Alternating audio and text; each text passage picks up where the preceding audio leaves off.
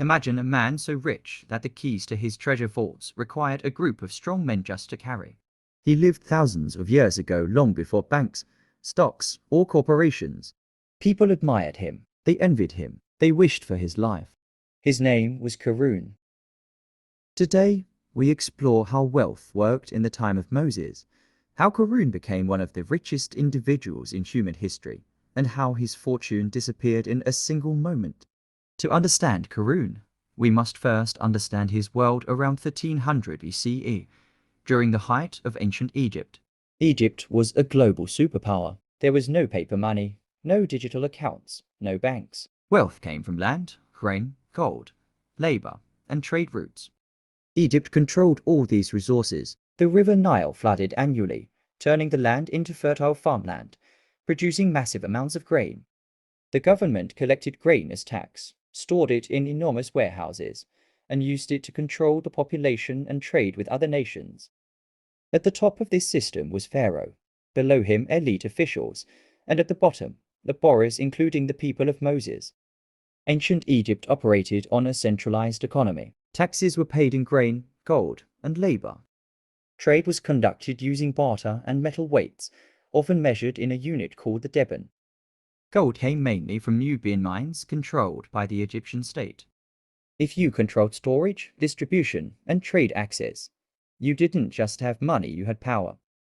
This system created extreme inequality, and this is where Karun enters the story.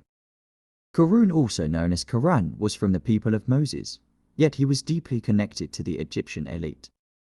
This made him unique. While most of his people were forced laborers, Karun had access to administration, resources, and wealth systems. The Karun describes his riches with a powerful image. The keys to his treasures were so heavy that a group of strong men could barely carry them.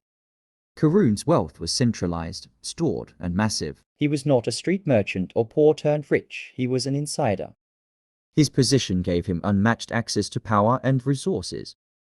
So how did Karun accumulate such wealth? Historical and religious scholars suggest several possible explanations. Some believe Karun held a high administrative position, managing taxes, resource distribution, and treasury storage. Others believe he controlled trade routes or acted as a representative of Pharaoh over his own people.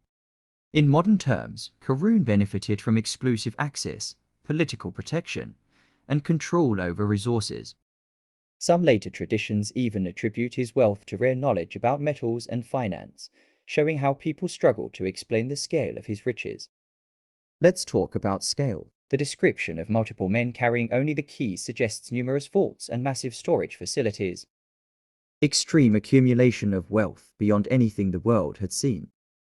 We cannot assign an exact modern value, but even a conservative interpretation places Karun among the richest individuals in human history. If someone today controlled food, precious metals, distribution networks, and political backing, they would rival the largest fortunes on earth.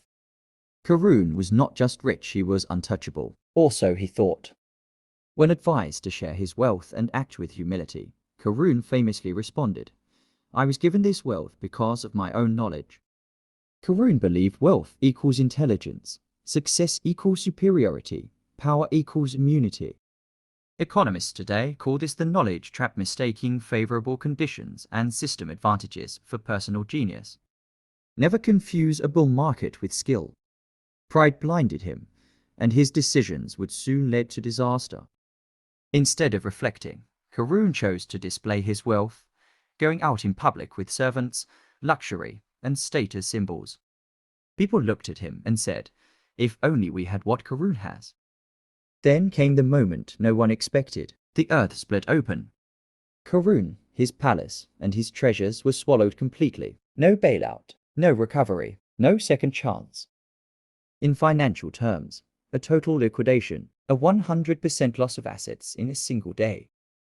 This story survived thousands of years because it teaches timeless lessons. Wealth is a test, not proof of greatness. Concentrated wealth carries responsibility. Ignoring society leads to instability.